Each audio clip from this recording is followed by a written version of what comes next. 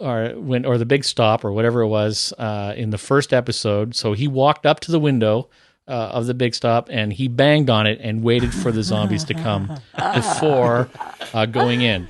So what I did was I walked up to that barbecue and I banged on it a couple of times just to give the animals that may have been living in there a chance to either scurry away or just make themselves known, so that when I pulled the cover off, that we both weren't surprised by what was going on.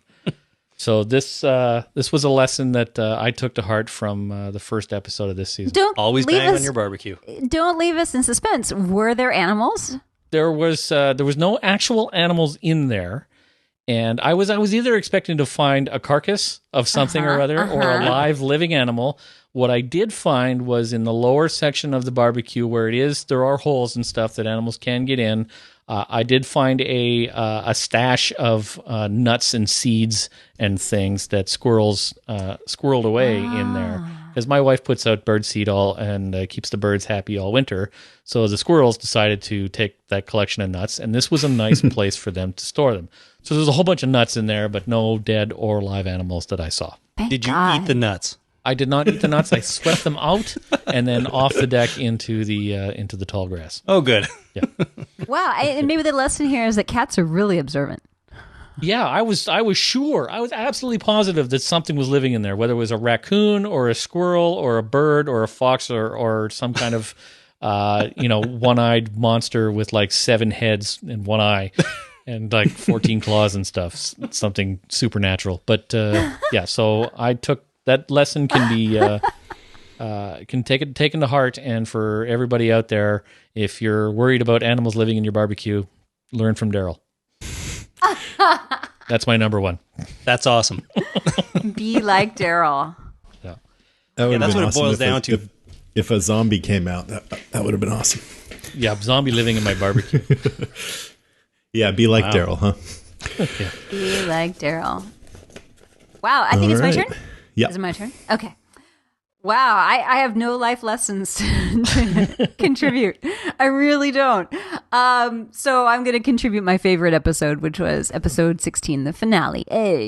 I loved the episode. It was super violent, but it was great because the big payoff at the end. There was tons and tons of buildup and lots of tension. And finally, when they had the shootout at the barbecue at the OK Corral, and then I'm like, wow, they're really bad shots. No, they're hurting them, and they're directed them towards the rail car, and then lining them up and calling them the samurai and the archer and ringleader. Yeah, thank you. And then they have the big reunion that was very sad also because they're in mortal peril. So loved it. Great cliffhanger and a great episode. That's all. Did you guys catch that naming them those names is sort of like not naming the pigs that you're going to eat? Yes. Yeah, I was going to mention that actually. A listener pointed that out to us, that you're sort of dehumanizing them by not giving them actual names or naming them by their descriptions, right? And if you don't want to get too close to something for whatever reason, that's a good way to do it. We asked our listeners to come up with names of the other characters, and one of our absolute favorites was for Eugene. His nickname would have been the Armored Pierogi, because he was wearing the suit of armor from the prison. The riot suit. Awesome. Yeah. The riot suit, yeah. That's right. Yes. He'd be the Armored Pierogi. I have a life lesson. Our listeners are really, really smart and clever. Yes, they are. That's it. Very, very advice. true. Yes. You ask them to do something and they do it really, really, really well. Yeah. Okay, who wants to edit this podcast? No, I'm just kidding. Okay, my number one is the whole... Hey, wait. Pay for my trip to Atlanta and I'll do it for you. Me too. You'll get it edited twice. You're both going to edit it. I only need one. Okay, let's see. So my number one is Terminus, which as a concept and just the way that things played out there, In the first place, I really liked the idea of everyone being led to this mysterious location. And the name Terminus, right when I saw the name, the first thing I thought was, that doesn't sound good. It sounds like terminal disease or death, in other words. But then you find out that it's the end of the train line, which is, I think, typically called a terminus. And also it was the name of Atlanta, the original name of Atlanta. So that made it clever enough that I thought, okay, that's pretty cool. I like it. And even just the darkness of calling it something that sounds like death in some ways is pretty cool. I thought it was a little too convenient that those signs just happen to pop up all at the same time and all our characters just happen to see them all and start heading that way. But for some reason, it was forgivable enough, especially when Rick was showing Carl that animal trap and how the idea is to herd people into the trap or herd animals into the trap. And so it's like, oh, that's what's happening to them. But just the whole way that it ended with them, first of all, the people at Terminus just seem like these sort of hipster types or really unassuming and not, that threatening looking, which I think is somehow great. It just makes it that much creepier what's going on there. Kind of reminds me of the others in Lost, actually. And then the way that it ended with them being herded into a train car is super thrilling. So the whole execution of the Terminus concept was great. And that it ended in a good old-fashioned cliffhanger, like you said, Chris, I think is really, really awesome. We really haven't had that on Walking Dead before, and it makes me want to see the next episode right now. I know. Right now. You have to wait. Very sad. How many more months? Too many. June, July, 17 or something. October, 6 months. 17. 6 more months. When I first heard Terminus, I kind of had the same feeling that it sounds like the end, bad, terminal. Yeah. But then I found out all the same things you did, and I thought, maybe it's not so bad. And going into Terminus, I expected that it would seem all friendly and nice at first, and they'd actually take our group in, everyone would be happy, and that's fine. And then the cliffhanger would be some sort of fact that's revealed about it, or maybe someone would stumble across something they weren't supposed to see, and it would hint at something that's coming. And that's kind of how I expected to play out. So the fact that, the shit hit the fan so quickly once everyone got there, it was a big surprise to me. And I think that was really cool. And it just added to the excitement of Terminus. Mm-hmm. They really shouldn't have been wearing all that gear that they just got. Yeah, the poncho and but I guess nice to see the orange backpack again, though. Yeah, totally. That thing is a harbinger of death. But yes, it is. I think that's one reason why they had Rick sneak in, so to sort of catch everyone off guard. Maybe if Rick would have come through the front door, they would have had the good sense to put that stuff away. Well, they didn't know that they were part of the same group. There's no way that they would know that. Yeah, I guess that's true. So they probably had, they got all this stuff from the first group, and they put it in a pile, and they had an auction. And they said, "Okay, well, they Rochambeau'd for it." I'll give you 3 toes and a foot.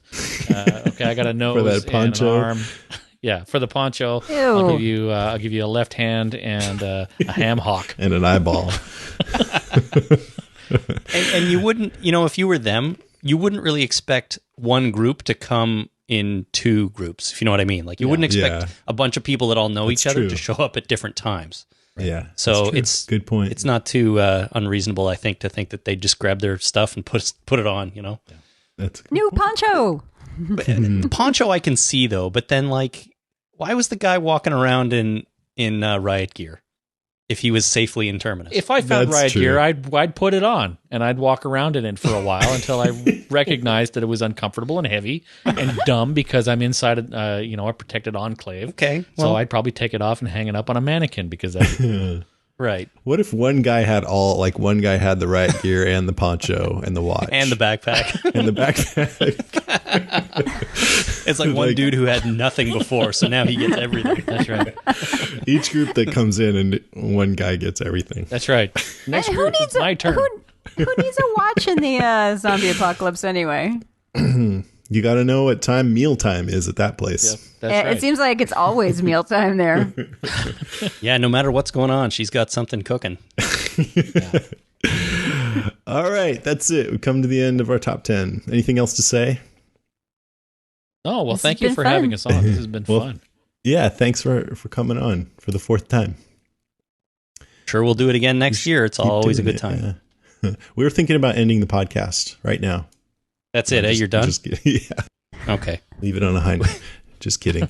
All right, cool. Well, thanks so much. Yeah. Thanks so much, you guys. Thanks, guys. No problem. Good to talk to you. to hang out with you. Yeah. All right. Take care. It might seem crazy what I'm about to say. Sunshine, she's here. You can take a break. I'm a hot air balloon that could go to space. With the air, like I don't care, baby, by the way. Because I'm happy. Clap along if you feel like a room without. Obvious threat to untold numbers of citizens. The people it kills get up and kill. Are they slow-moving, Chief? Yeah, they're dead. They're all messed up. This is a Walking Dead Cast news update. All right. So on April 25th, Robert Kirkman was on Sundance TV's show, The Writer's Room, which it turns out I don't think is like a peek into the writer's room, which I was kind of hoping. It's actually just interviewing writers. Yeah. I've been watching it and I didn't see him yet. Okay. But I saw the Breaking Bad one and it really is just an interview. Vince Gilligan's awesome, huh? Yes. He's just such a cool, easygoing kind of guy. Yes. Yeah, but dark. Do we know what his next project is? I mean, yeah, Better Call Saul. Is it Better Call Saul? Yeah. He's got something else going on too. I forget what it is though. But there is another one, but I think he's probably focused on Better Call Saul right now. Right. But anyway, back to Kirkman. So I didn't get to see this one yet, but I read that on there he talked about the obstacles he faced in getting Walking Dead on TV. I know that. Yeah, I mean, they'd been shopping it around for a long time, and they were in talks with NBC at one point, and a development exec from NBC gave Kirkman a note that said, "I love this, but does it have to have zombies in it?" Wow. Do you ever watch episodes, the Showtime series episodes? I never heard of it. Yeah, it's funny. It's a Showtime series. Matt LeBlanc is on it. And it's about these two British writers that come over to America with their script, and I have heard of that. And it's like inside a big network studio, and they're all dumb like that. Well, no, yeah, they actually are. But they talk about one of the episodes featured, okay, we need like some sort of zombie series. Go. And they pitch like, gargoyles. No, gypsies. Gypsies are real.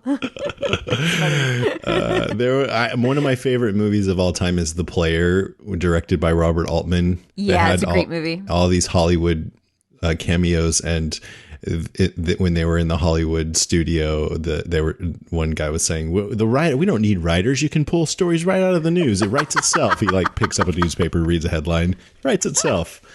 It's hilarious. So you can watch that episode for free at Sundance.tv, and it's available for like another month or something.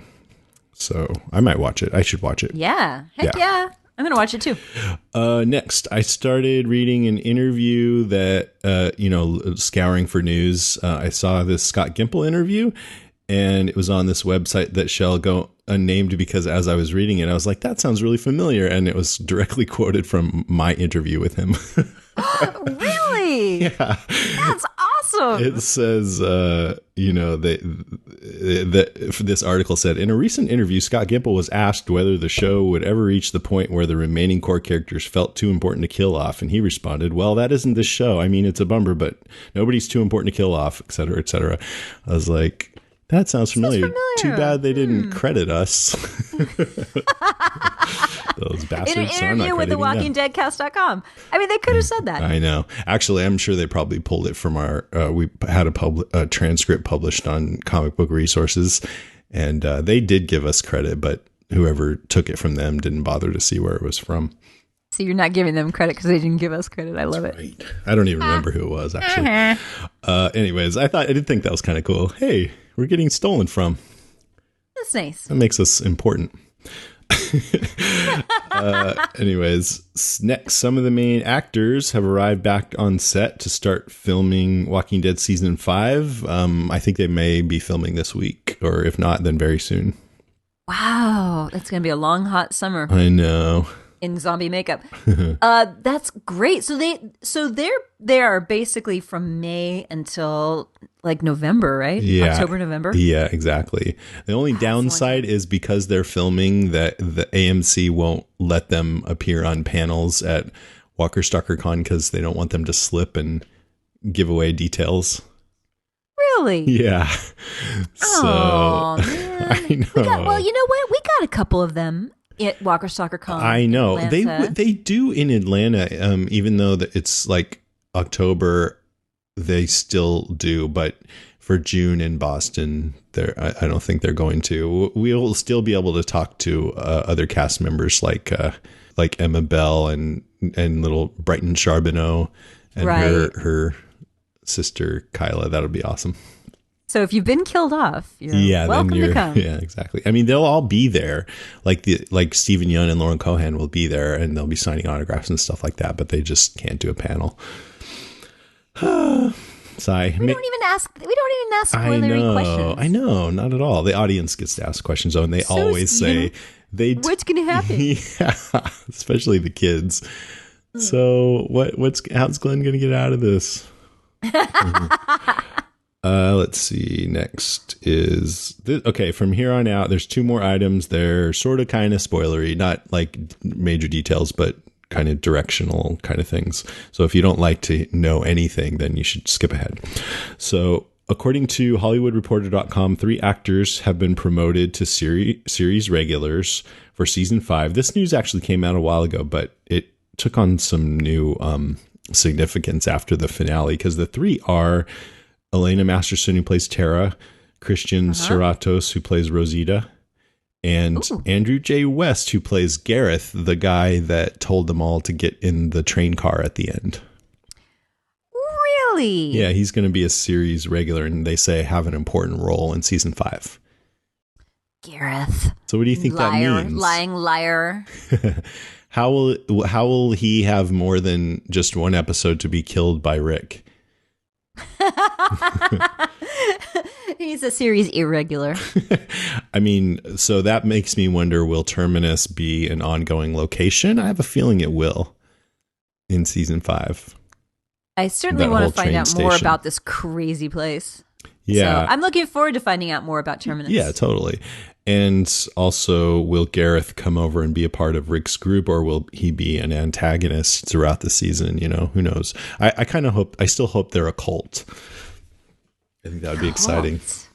Wow. I don't know. There were candles involved, so that was kind of cult-like. That's what I mean. Yeah, that's what makes me think that. All right. Next, in an interview with Larry King, he asked Scott Gimple whether Morgan will return in season 5. And Scott said, "I'm so determined to make that happen by hook and by crook that I can definitively say yes. But there's time and tide that can get in the way." So he kind of contradicted himself. Like, he really wants to, and so yes, but maybe not. But it might not happen. Yeah. Oh, he's such a wonderful actor. Please remind me of what his name is. The actor. Lenny James. Lenny James. And I wonder what he's working on. Like, maybe is he working on a project right now? He is just sitting at home waiting for a call from his agent. From Scott Gimple. He was on this AMC series called Low Winter Sun, but it didn't do well and it was canceled. Oh. So I don't know. Did you ever watch it? Nope. It got mediocre reviews, so I didn't bother. Yeah. I've been watching Fargo. Is it good? Yeah, it's great. Oh, I've heard it's I so love good. it. Yeah, you should watch it. Martin I think Freeman. you'll like it. And Billy Love Bob that Martin Thornton too. Oh, I love him He's too. awesome. Man, I can't wait. It's a lot of good TV. All right, that's it for the news. Let's move along to listener moans, groans, and grunts.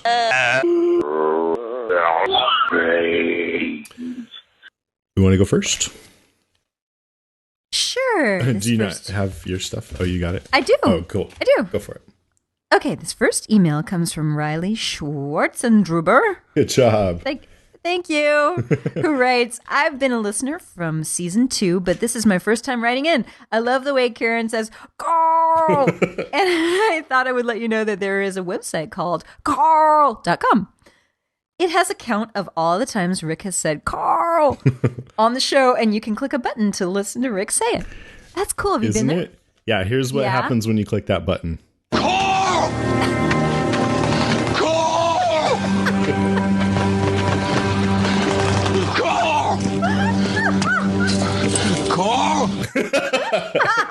Carl! Carl! Carl! Carl! Carl!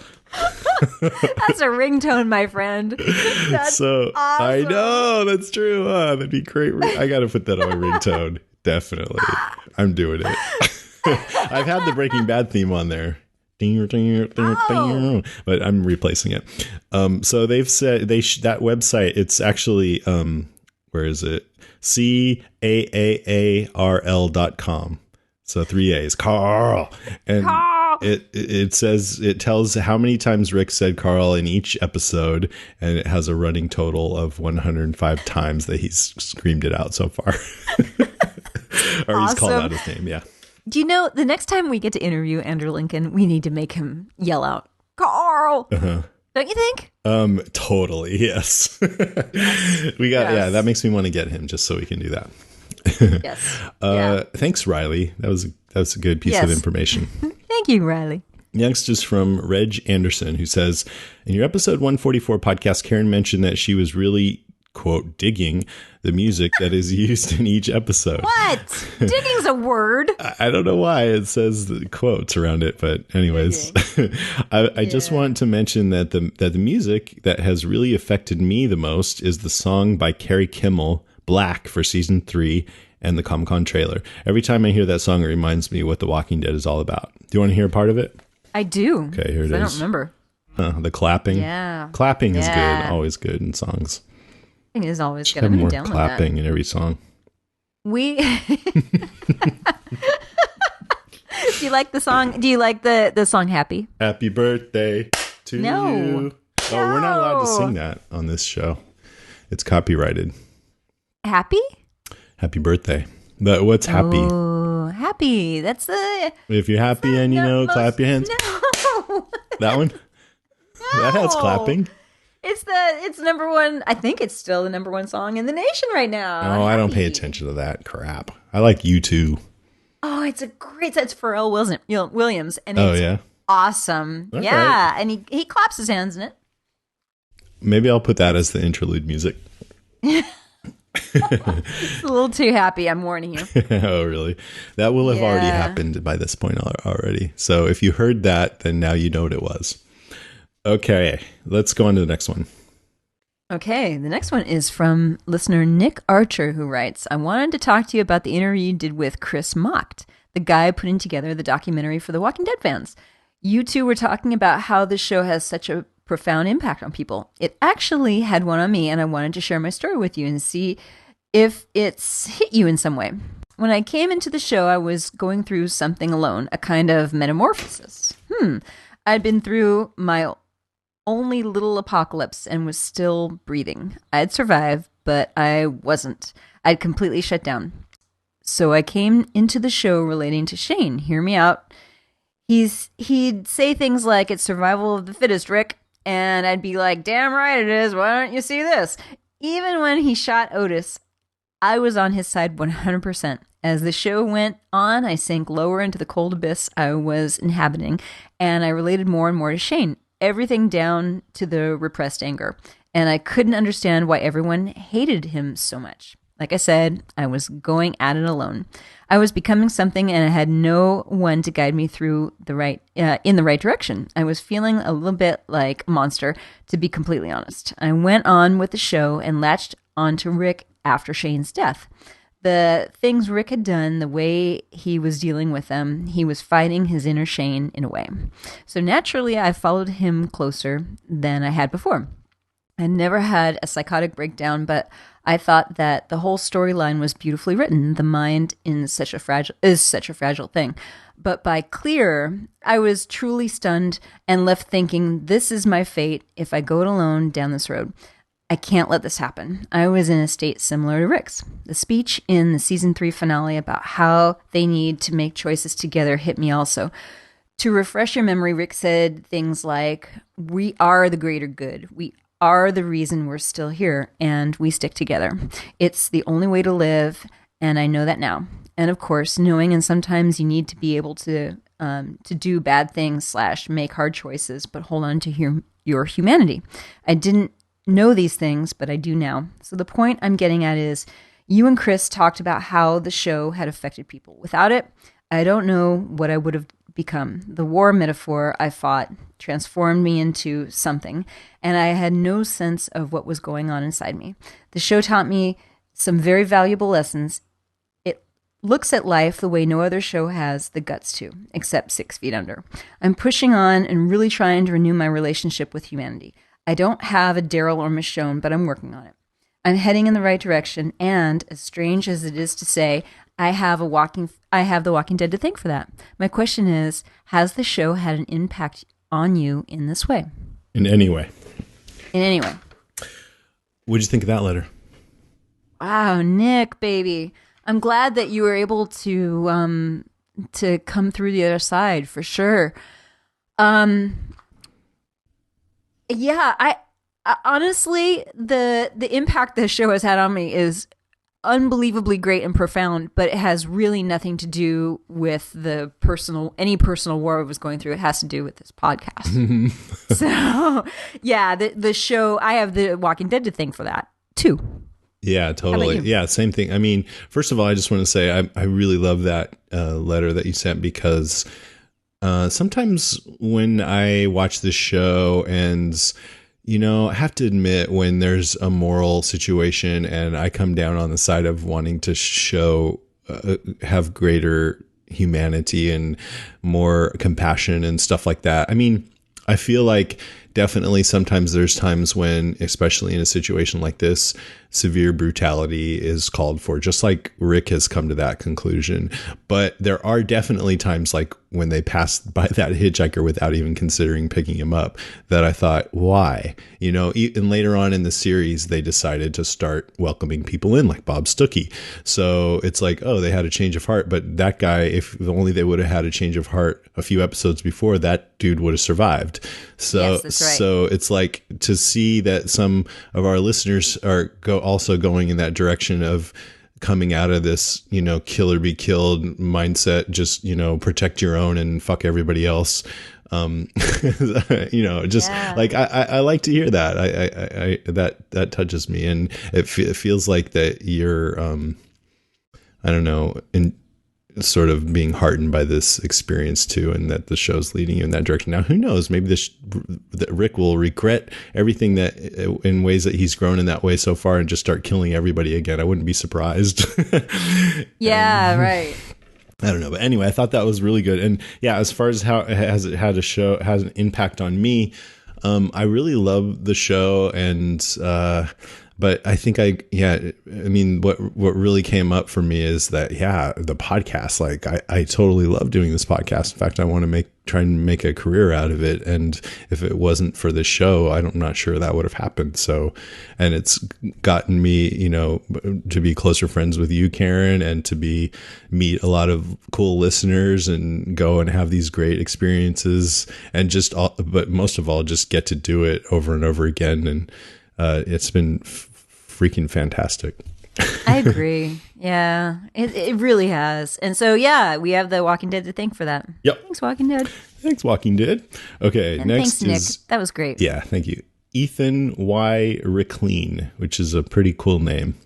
It says, worldwide population growth is slowing and is predicted by the UN to plateau in the middle of this century at 9 billion. Of course, the prediction has some uncertainty. He mentioned that because we were saying that we're afraid about the population growth and that we'd have to go to Mars sometime soon or whatever.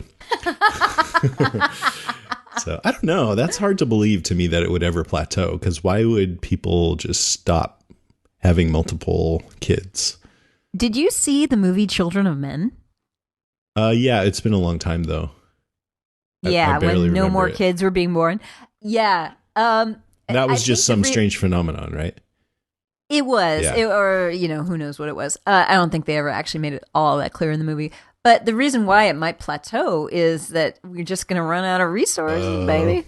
So there will be suffering that causes it to plateau. If that's the case. Wow. I've got some extra spare rooms. So if anyone needs to move in, that's fine. You have a garden. I do. Mm-hmm. I do. But mainly Kathy and RJ's garden. So you can go over their house and eat stuff. All right. This next letter comes from Maureen Mo Favot, who writes, regarding your discussion of The Returned, first I enjoyed the podcast and the discussion. I always do. But something was off during your discussion of The Returned. You even comment on the podcast that you felt like you were talking too much. She's talking to me. Oh, you and Karen did not do as much back and forth.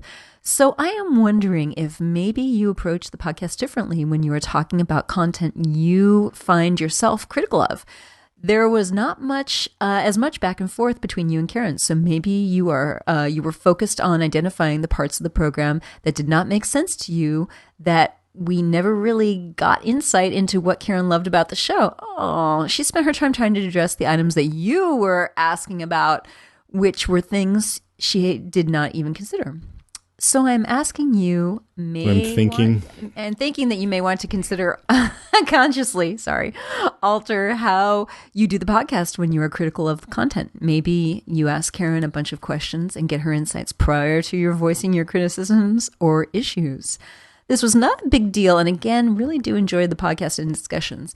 Just wanted to share with you my observations in case you wanted to consider managing differently. You and Karen are at your best when there is back and forth and give and take. This and that stuff. Things, stuff. So what do you think? Do you agree?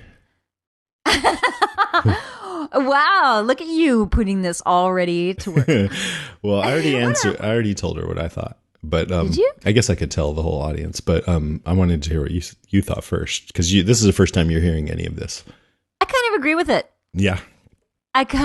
Mo, I kind of agree with you. Yeah, I was thinking about it after we recorded the podcast, and I thought, wow, we didn't really talk about the show all that. I mean, we did. Yeah. I felt like people were left with don't watch the show, and I was hoping that people got a more nuanced approach to it, but maybe they did. What do I know? Yeah. No. I mean, I remember at one point I said, "So what else do you want to talk about?" And you said, "Well, let's have the listeners write in and tell us what they think." And then I was like, "Oh, okay."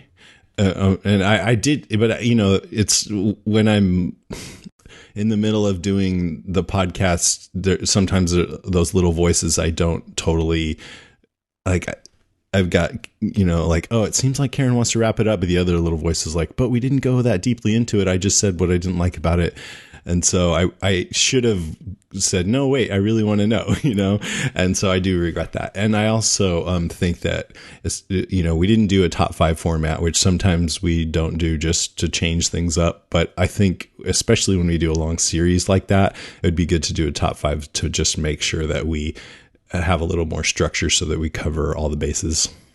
Yeah, top 5 works really well. Yeah. Also, part of me having said that is because I believe firmly in the voice of our listeners and the wisdom of the crowd, and the crowd generally weighs in. And did the crowd weigh in on this? Well, I went on Facebook, and actually I just asked what they thought of our coverage of it, but people started giving their opinions of the show, and they kind of spanned the gamut. There were people who were more in love with it, and other people who agreed with my criticisms of it.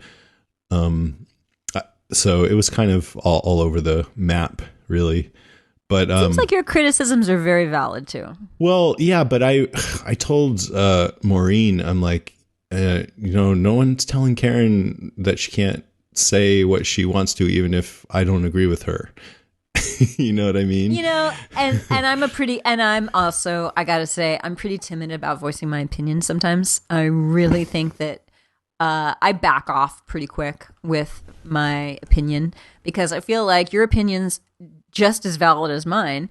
And And I also really thought that it would be good to get the listeners' opinions. Yeah. Well, I don't normally, yeah. I think next time we should, especially if we do a long thing like that, let's do a top 5. That way we'll have, different areas of discussion prepared ahead of time that we can delve into. And if we don't agree, then it makes it easier to just keep on going with the discussion, because I totally want you, especially with something like that where I even said as much. I said, I could see why some people would like this, why a lot of people would, and that, it has to do particularly with my associations with Lost. And I'm even on the fence because there were a lot of things that I liked about it, which I pointed out. And so when I'm so on the fence about it, I think, I'm like, oh, go into the good stuff, let's hear that. So I wish I would have prompted you a little bit more for that. Because I didn't mean to say to you, you shouldn't like this. That's not what I was saying at all. No, I know. I totally agree. Yeah. Thank you, Mo. Yeah. You prompted some back and forth. You did. Some back and forth, some give and take, some this and that, some things, some stuff. Okay, so now I've got, I asked, people what their favorite things about Walking Dead Season 4 are. So here's just a couple of little random things that people liked. And Petey Cinderson starts out.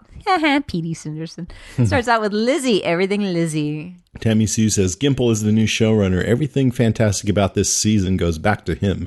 The directing was stunning so many times, and he dared to go to dark places I've never even contemplated, let alone seen on TV. A job well done all around. Totally agree on that one. Yeah, it was really risky. I after I finished my whole top 10, I read this comment and I'm like, ooh, maybe I should have had Scott Gimple as one of my, points, because he's a huge reason why this season was so good. I think we've gotten really lucky with showrunners. I've liked them all. Mm-hmm. Yeah, that's true. Dan Gillis writes, Rick under the bed was so intense. Love the episode. Who am I kidding? Love them all. Nikki Campbell, Keith Michonne, and Carl. Wait, Nikki Campbell, Keith says Michonne and Carl's relationship. So cute. I agree with you, Nikki, completely. Sandra Pizer writes the Daryl Moonshining episode. Yeah, that one got voted best on AMC. Leslie Jenkins says the most incredible episode was The Grove. Crazy Lizzie murdering her sister was shocking and sad. The heartbreaking decision Carol had to make to kill a little girl that she thought of as her own child. Yeah, look at the flowers, Lizzie. Look at the flowers. Lisa Cersei Betham writes, how could I forget about The Grove? I wouldn't say notable thing, more like depressing, gut-wrenching, saddest thing on television I've ever watched. As a parent myself with a son, it was incredibly difficult to watch. I changed my mind about 1,000,000 times as Carol and Tyrese decided what to do. Although I just watched Sheldon and Leonard hug on The Big Bang Theory. And I am about to break into girly tears. So there's a frame of reference, I guess. Right.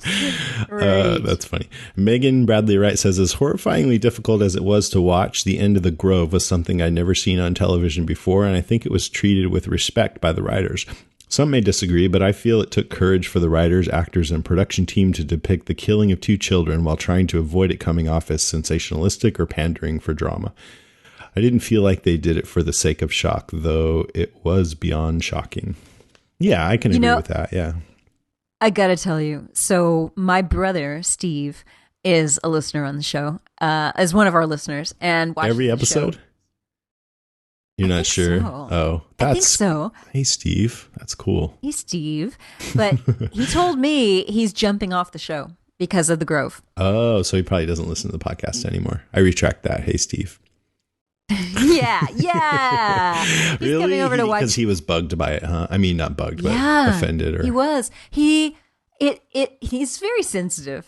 He's a very sensitive man, and he just found it really disturbing and so hard to watch. And and maybe he's still gonna watch it because come on, it's still The Walking Dead. Lou Temple was really offended, and really, yeah, he kind of brought down our whole live podcast afterwards in Chicago, saying, "How many of you could kill your own children?"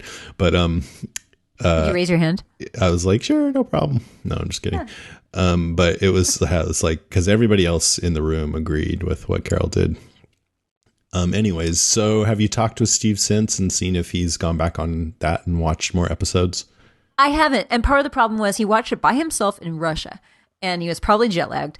And so he's by himself. He's in Russia. He's watching it and jet lagged, and he didn't have a support group there to grab his knee. Yeah, you need that. In fact, well, I don't know. I've noticed that Rem from Sci-Fi Movie Podcast has been throwing these Game of Thrones support group chats on Sunday nights. And I need to do that. I haven't had a chance to join in. I don't know if you're still doing it, Rem, if you're listening, but I thought it was a great idea. And I'm like, maybe I should do that for Walking Dead. It's awesome, actually. That's great. It's funny. It really is. Okay, where were we here?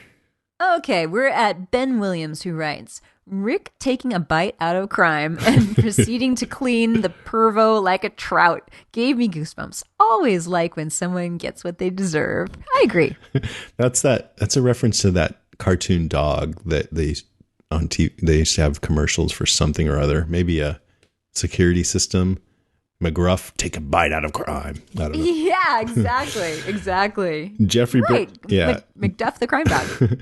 Jeffrey Bray says the willingness to go there. The Claimer scene, the near rape of Carl, Lizzie, for example. Not a proponent of violence, but AMC and Gimple aren't shying away from Kirkman's world, and it's nice to see this story unfold as it's meant to be. I agree. They just jumped right in, and they were really, really true to a lot. I understand a lot of what Kirkman wrote. Michael Piccirilli writes, yeah, I love Michonne's flashback sequence with her baby and Lava. Yes, that was great. Anthony Farnsworth says, one of the more memorable scenes I can think of is at the beginning of the Governor's episode. They showed what happened with him immediately following the Woodbury Massacre, and the song Last Pale Light in the West was playing. Yeah, that's when he went back and burned the place, right? Burned Woodbury, I think. Yeah. Or was that when he, at the intro, when he was shuffling down the street and he's all hairy? Then he went back and burned it, I think, in that same scene. Yeah, I think you're right. And the zombie comes at him and he just sort of moves away quickly. And the zombie sort of falls. A ninja move. Zombies are so dumb. Lisa R. Ott writes, lots of things, just the deeper character development and how they have all transformed over the last 2 apocalyptic years. I also really love the hidden items and Easter eggs that have become fun to look for throughout the season and speculate on the meanings. It's not really a show about zombies, it's about people, survival, and transformation. What Easter eggs? Like how there's a zombie that, we were talking about connective things, like you see a guy get shot in one scene and then later on other people from the that got separated come upon him and he's a zombie there, or things like that. Good. I think that's what she's talking about. I mean, unless you mean other Easter eggs, Lisa, in which case you need to write back. I feel like there's a lot of things I've noticed but not kept track of, and probably a ton of things that we didn't notice, but that this season had more stuff like that. It'd be good to have somebody catalog all of it on a website somewhere or something, though. Agree. I'd like to see that. But I like that. It's a show about people, survival, and transformation. That's very good. It is. It really, and we've said that before. It's about family, really, and that's what Rick's group is. It's a family. And gory death. And gory death. All right, that's it for Listener Moans, Groans, and Grunts. Thank you, guys. It's been a quiet week in Lake Zombiegon. Yay. But not actually all that quiet because we have a bunch of things. For one, we have, do you remember that series In the Flesh? Yeah, the British BBC sort of making the HIV analogy with zombieism. That's exactly right. Yep. And as it turns out, they are coming back for season 2. Yay! Pretty soon, too. It says the first season of In the Flesh focused on rehabilitated zombies settling in their former homes amidst prejudice and the living. But what happens when the zombies decide to lash out? It's clear that the second season is going to continue to tug at our heartstrings, though perhaps in a different way than the first season did. It also appears that we'll be hearing more about the zombie liberation organization that was alluded to in season 1. Now that Kieran has decided to remain partially rather than fully dead, he'll have to decide whether to remain among the living or embrace his inner zombie.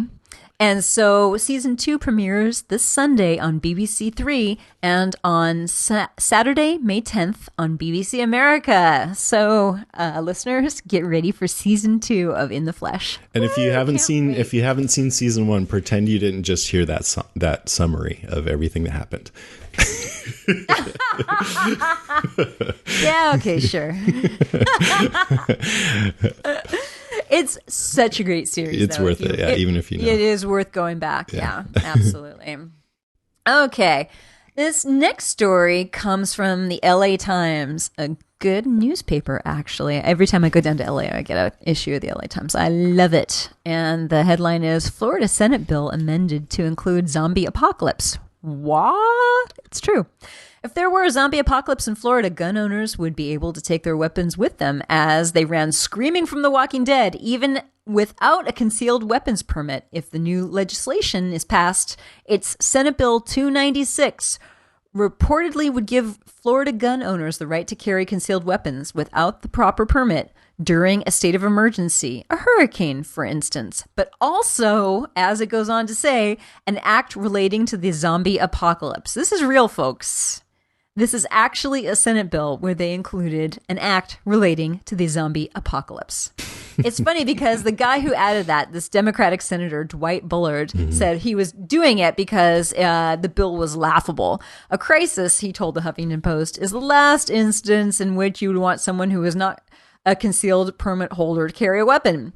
But actually, they're saying that it looks like the bill may pass. So we may have the very first zombie apocalypse Senate bill. I know. Cool, right? That's interesting. Yep. I know. It's hilarious. You'll find that on latimes.com. This next story comes from listener Lisa Betham. And by the way, Lisa Betham from the great state of Texas, you are one incredible researcher. You have mad research skills. She sent in a couple of news stories, and one of them was just fantastic. Let me ask you, Jason. Let me ask you this. If the zombie apocalypse did happen, which state do you think in our 50 states would you want to be living in? Apparently not California. Not California is the right answer. In fact, you wouldn't want to be in California. You wouldn't want to be, and I'm going to read from the bottom. These are the worst states to be in. I'm going to give you the bottom 5 states, starting from the very last one, New Jersey. Apparently, New Jersey is not the state to be in, but also Mississippi, District of Columbia, New York, and Georgia. Georgia, shocking. Why not? Why can't you be in those states? I know, right? Well, I'll tell you why for Georgia, and Georgia in particular. Because you'd think, okay, Georgia, you'd totally want to be in Georgia, right? Because, we know a lot about how to survive in Georgia. It says, while Georgia isn't the worst place to be when the zombies strike, it's certainly not the best place. The high number of military personnel lends a hand, as does the relatively high number of laser tag enthusiasts. But low rankings in survival skills, martial arts training, and the number of athletes aren't helping. So basically it's about people who they think could handle themselves, like the concentration of those kinds of people, right? Fighting ability, military personnel, knowledge of zombies, physical fitness, and access to weapons are what made you rank high. Yeah, I guess knowledge of zombies is a pretty big one to consider. Yeah, exactly, right? Where would you want to be? What do you think the top state is? Wait, I'm just thinking about this whole idea. I wonder if I agree. Like, would I want to be in a state that had more people who could handle themselves? I guess so, definitely, yeah, because they would help thin out. I mean, I wouldn't just automatically assume that they would help everyone, but there would be more of a likelihood that they would, and they would just sort of thin out the herd of zombies. So I give credence to this survey. Okay. And the top state, well, it'd probably be some like heavy like conservative military state. I don't know what that would be though. So number 1 is Alaska, and they write, somehow we are not surprised. Military personnel, more than anywhere else in the nation. Veterans, loads of them. Guns, check. Physical activity, check. Survival skills, this is Alaska, for Pete's sake. Throw in some zombie knowledge, and not to mention soul-crushing vastness and isolation, and you got yourself the number 1 state in the nation for surviving the zombie apocalypse. Winter is coming, and Alaska invented winter. Yeah, because I always thought awesome. that if you were in the zombie apocalypse, you would want to go somewhere cold because the zombies might get frozen there. So that makes sense. It slows them down for sure. Zombies do not like it cold. Well, we haven't seen that on Walking Dead. I'm curious. I don't know if they would ever be able to do this, but to see a wintry episode. Although there's a lot of snow in the comic, but people have pointed out that there isn't actually all that much snow in Georgia during the winter. You're right. Right. all. And actually, one of the top states is not a very snowy place for much of it during the winter. You want to know what it is? No, I'm just kidding. Sure. New Mexico, baby. New Mexico's high ranking of martial arts practice, zombie knowledge, and Ironman triathletes make this a good defensive spot. The green chilies aren't bad either. I've been thinking seriously about taking a Tai Chi class. Do you think that would help? No, I don't think that'd make you relaxed. The zombies are slow. That would, they're not that slow, man. But I think that would help you relax during the zombie apocalypse. So maybe that would help. So but good. Knock yourself out. Doug told me that the reason why Tai Chi is slow is because when it originated, it was because martial arts had become outlawed. And so people wanted to still study it, but they just did it really slow. So it didn't look like it was lethal. I don't know if I believe that, but that's what he said. But that is Dougie, so okay. He knows everything. Okay, so the top 5 starting from number 1, Alaska, Wyoming, Colorado, Idaho, and then New Mexico. So those are the states to congregate in, people. We'll meet you in Alaska. And that's the news from Lake Zombie Gone, where all the women are dead, all the men are bad looking, and all the children are brain-eating freaks. All right, that's our show, episode 145. Thanks, as usual, for listening, everybody. Thanks, everybody. So what are you doing this weekend? I just had 2 mojitos and watched the Kentucky Derby with Kathy and RJ. It was great. I love mojitos. I highly recommend mojitos to everybody. We made them from mint that was grown in their yard. Wow. And yeah, if the zombie apocalypse happens, you want to be over in Kathy and RJ's we're place. having a barbecue tomorrow, right? Or a get-together. Yeah, we are, baby. And that was our next thing. Will there be mojitos? Could there be? Yes, there could be mojitos. Cool. And there's also, I have to say, a certain blog family that's going to join. It's not the blogs you guys know, though. It's a different blog family. Just kidding. You think that's true? Yeah, that's going to be awesome. I know. I can't wait. Yay! So, and Lissy from the Breaking Bad cast. Yeah. So Chad bogged out. But anyways, I still might go see Spider-Man with Chad that night, but and maybe David if he wants to. But it's getting lousy reviews. No. The Amazing Spider-Man is actually kind of the crappy Spider-Man. Yeah, it's like the so-so convoluted Spider-Man. The convoluted Spider-Man. That's what they should have called it. Part 2. It's a complicated web. Yeah, that would have been good. The overcomplicated web. All right. Well, if you would like to, you can call us at 650-485-DEAD. That's 650-485-3323, or use that send voicemail button on our website. I love it when you guys do that. You can write us at brains@walkingdeadcast.com. You can check out our website with lots of Walking Dead news and info at walkingdeadcast.com. And don't forget to keep clicking through our Amazon link on there. Thank you for doing that, everybody. We're also on Twitter at Jason and Karen, on Tumblr at walkingdeadcast.tumblr.com, and on Facebook at facebook.com/deadcast. I want to thank Chris and Jason. Thank you guys for coming on. That was a blast. It really was, man. It's a great tradition. They were the greatest. Yeah. We should have an alcohol that goes along with that tradition. Oh, wait, Jason doesn't drink. Never mind. But it's good. It's great. So we will be back in a couple of weeks with something. Really, that's all we have for folks? Something? It's going to be something, that's for sure. That's all I know for sure. What do you think we should do? You know me. I'm always agitating for Game of Thrones. Game of Thrones, Game of Thrones, Game of Thrones. You're agitating? That's really agitating. Okay. Well, I want to wait until that's over to talk about the whole season. I know you've said that. I mean, Then I don't know. yeah. There's got to be a zombie thing out there, right? Yeah, I mean, I think, we'll have Movie something. review, man. We'll put up on Facebook what we're going to do. We might have Rob Sesternino on sometime. He's a friend of mine who does a bunch of TV podcasts, including his own Walking Dead podcast, but he's just an all-around cool guy, former Survivor contestant. No way! Yeah, I think he's good. He's funny. But anyways, I'm sure whatever it is, it'll be fantabulous. You know what we might have to do? We might have to go to the Riff Tracks movie of Sharknado. Yeah, that looks cool.